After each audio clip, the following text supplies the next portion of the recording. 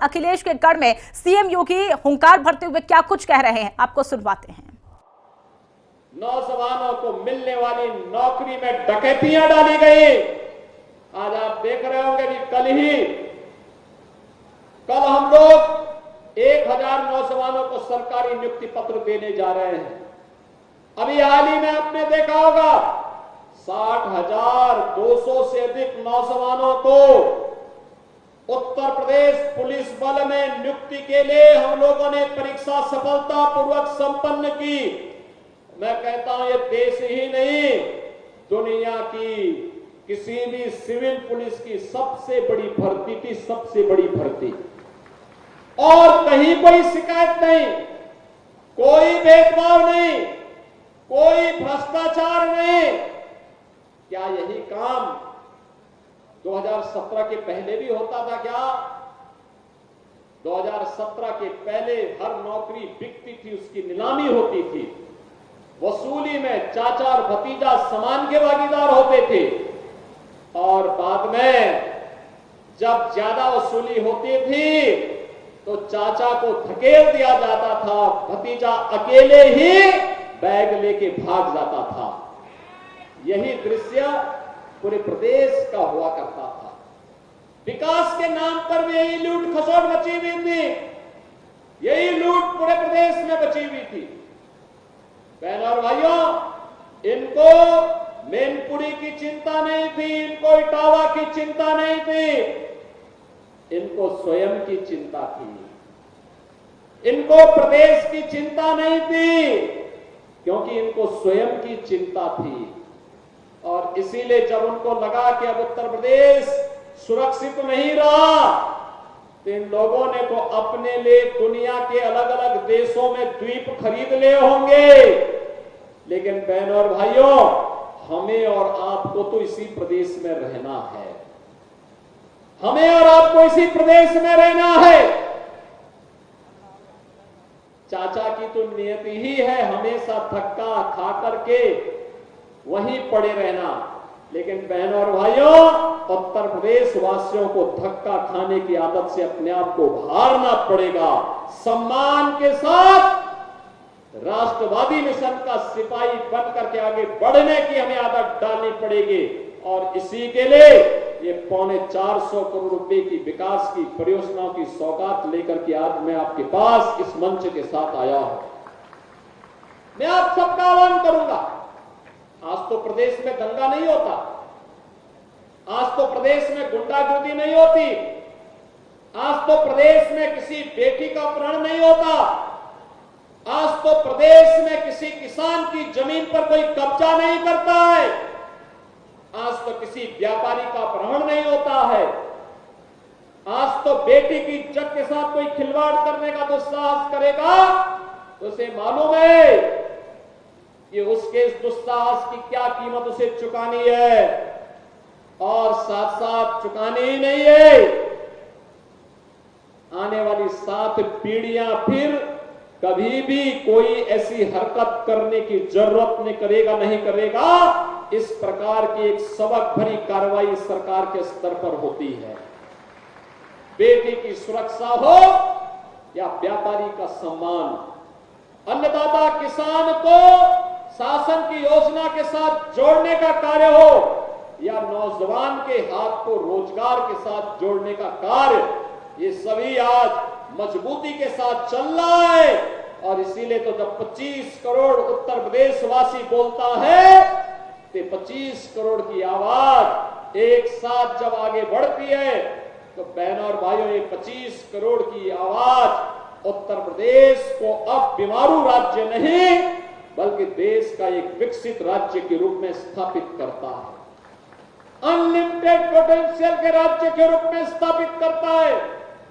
आज उत्तर प्रदेश विकास के नित नए मॉडल प्रस्तुत कर रहा है, सुरक्षा का मॉडल प्रस्तुत कर रहा है, नौजवानों के लिए स्टार्टअप का मॉडल प्रस्तुत कर रहा है। याद करिए 2017 के पहले कोई उत्तर प्रदेश में नहीं आता था। हमने इन 7.5 वर्षों में आपके आशीर्वाद से और प्रधानमंत्री मोदी जी के मार्गदर्शन में 6.5 लाख नौजवानों को सरकारी नौकरी दी। 2 करोड़ से अधिक नौजवानों को निजी क्षेत्र में निवेश के माध्यम से सरकारी निजी क्षेत्र में उन्हें नौकरियां उपलब्ध करवाई और 60 लाख से अधिक व्यापारियों को और युवाओं को अपना स्टार्टअप और उद्यम स्थापित करने के लिए स्वतः रोजगार के साथ जोड़ने का काम हुआ। बहनों और भाइयों, इससे पहले उत्तर प्रदेश में निवेश के अनुकूल माहौल नहीं था। जब व्यक्ति ही सुरक्षित नहीं तो पूंजी कहां से सुरक्षित होती। लेकिन आज व्यक्ति भी सुरक्षित है, पूंजी भी सुरक्षित है। आज बेटी भी सुरक्षित है, व्यापारी भी सुरक्षित है। आज अन्नदाता किसान का भी सम्मान है, नारी सशक्तिकरण के लिए भी कार्य है और युवाओं को भी सम्मान प्राप्त हो रहा है। और उसी अभियान के क्रम में आज एक बार फिर से मात्र 1 सप्ताह में ही पूरी सरकार आपके द्वारा ये आपसे कहने के लिए कि विकास की इस प्रक्रिया में अब जाति के नाम पर विभाजित होने की आवश्यकता नहीं, विकास की इस प्रक्रिया के साथ जुड़ने की आवश्यकता है, जिससे आप भी विकास कर सके, मैनपुरी भी विकास कर सके, करहल भी विकास कर सके, यहां का नौजवान भी, यहां का अन्नदाता किसान भी, यहां का व्यापारी भी और यहां की नारी भी विकास की प्रक्रिया में जैसे किसी बांध के 4 पहिया होते हैं, एक साथ मिलकर के चलती है तो गाड़ी की स्पीड बढ़ती है, ऐसे ही 4 मजबूत आधार स्तंभ बन करके मैनपुरी को भी विकास की प्रक्रिया के साथ जोड़ने के इस क्रम में हम सबको सहभागी बनना पड़ेगा। बहनों और भाइयों, आज प्रदेश बदल चुका है। याद करिए 2017 के पहले मैनपुरी के वो लोग जब यूपी के बाहर जाते थे, लोग शक की निगाहों से देखते थे, सम्मान नहीं था, लोग भय और दहशत में बोलते थे कि वे कहां से आ गए। होटल की बात तो दूर, धर्मशाला में भी कमरा नहीं मिल पाता था। बहनों और भाइयों, आज आपके सामने पहचान का संकट नहीं है। भारतीय जनता पार्टी की डबल इंजन सरकार ने जो कहा सो करके दिखाया। हमने कहा था अपराध और अपराधियों के प्रति 0 टॉलरेंस की नीति के साथ कार्य करेंगे, आज आपको ये दिखाई दे रहा होगा। हमने कहा था कि प्रदेश को निवेश का ड्रीम डेस्टिनेशन बनाएंगे, आज 40 लाख करोड़ रुपए का निवेश इसका उदाहरण है। हमने कहा था कि हम लोग उत्तर प्रदेश को इंफ्रास्ट्रक्चर का मॉडल खड़ा करेंगे, आज एक्सप्रेसवे, हाईवे और inter state connectivity, air connectivity इसका उदाहरण है। हमने कहा था उत्तर प्रदेश में देश का सबसे अच्छा निवेश करवाएंगे, 40 लाख करोड़ रुपए के निवेश आज उत्तर प्रदेश के अंदर होने जा रहे हैं। बहनों और भाइयों, हम लोगों ने कहा था कि उत्तर प्रदेश को देश की अग्रणी अर्थव्यवस्था बनाएंगे। 17 में हम लोग आए थे, 7वीं बड़ी अर्थव्यवस्था थी, आज उत्तर प्रदेश देश की नंबर 2 की अर्थव्यवस्था है और अगले 3 से 4 वर्ष में इसे देश की नंबर 1 की अर्थव्यवस्था बनाना है, जिससे हर चेहरे पर खुशहाली लाई जा सके, हर नौजवान के हाथ को काम दिया जा सके।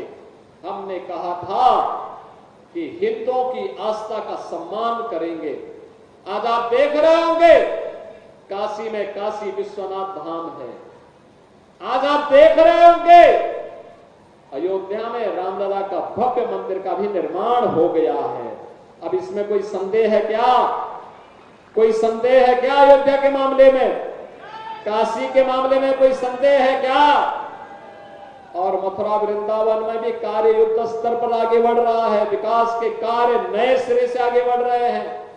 ये समाजवादी पार्टी की सरकार थी तो ये तो जन्माष्टमी के अवसर पर इन्होंने भगवान कृष्ण की जन्माष्टमी के आयोजन पर रोक लगा दी थी, नहीं मनने दी थी, क्योंकि जन्माष्टमी में परित्राणाय साधुनाम विनाशाय च दुष्कृताम का उद्घोष करने वाले श्री कृष्ण भगवान के द्वारा इस उद्घोष से कुछ लोगों को परेशानी होती थी, इसलिए समाजवादी पार्टी के सरकार में उनके नेताओं ने बैन कर दिया था। जब मैं आया था 2017 में सरकार में आया, तो बहनों और भाइयों, मैंने कहा भी जन्माष्टमी में क्या आयोजन होता है? लोगों ने कहा कोई आयोजन नहीं होता है। अरे हमने कहा एक ही तो आयोजन है जो जेल में, थानों में और पुलिस लाइन में होता है। इसको धूम धड़ाके के साथ इस आयोजन को आयोजित करो, जिससे भगवान कृष्ण के बताए मार्ग पर चल करके समाज सज्जनों की रक्षा कर सकेगा और दुर्जनों से कायदे से निपटने का काम भी कर सकेगा। और बहनों और भाइयों, आज मुझे बताते हुए प्रसन्नता है, जन्माष्टमी का आयोजन पूरी भव्यता के साथ सभी 1585 थानों में, 75 जनपदों में, सभी जेलों में और निजी आयोजन के अवसर पर भी हर गांव, हर शहर में कहीं झांकी निकल रही है, कहीं शोभा यात्रा निकल रही है, कहीं डोल यात्रा निकल रही है, पूरी भव्यता के साथ आयोजित हुआ। पर्व और त्योहार का क्या महत्व होता है, यह भारत के अंदर आकर के लोग देखें। भारत की विविधता, भारत के अंदर पर्व और त्योहारों की परंपरा इसका उदाहरण है और यह भारत की पहचान भी है। उस पहचान को बनाए रखने के लिए सरकार के स्तर पर प्रयास हो रहे हैं, नए नए अभियान चल रहे हैं। और आज मैं आपको यही आश्वस्त करने के लिए आया हूं कि बहनों और भाइयों, सरकार विकास के साथ भी आपको जोड़ना चाहती है, सरकार नौकरी और रोजगार के साथ भी जोड़ना चाहती है, सरकार हर तबके के उत्थान के लिए कार्य करने के लिए पूरी तत्परता के साथ कार्य कर रही है। आप भी भारतीय जनता पार्टी की डबल इंजन सरकार के इस अभियान का हिस्सा बने, इसके लिए आज मैं आपके पास आया हूं। आज के इस अवसर पर आपको मैं एक बार फिर से जो 450 करोड़ रुपए की परियोजनाओं की सौगात आज मैनपुरी वासियों को, खासतौर पर कराल विधानसभा क्षेत्र वासियों को प्राप्त हो रही है, जिसमें सड़क का भी है, पेयजल का भी है, स्कूल का भी है, स्वास्थ्य सेवाओं का भी है, स्टेडियम का भी है और अन्य अग्निशमन केंद्र का भी है।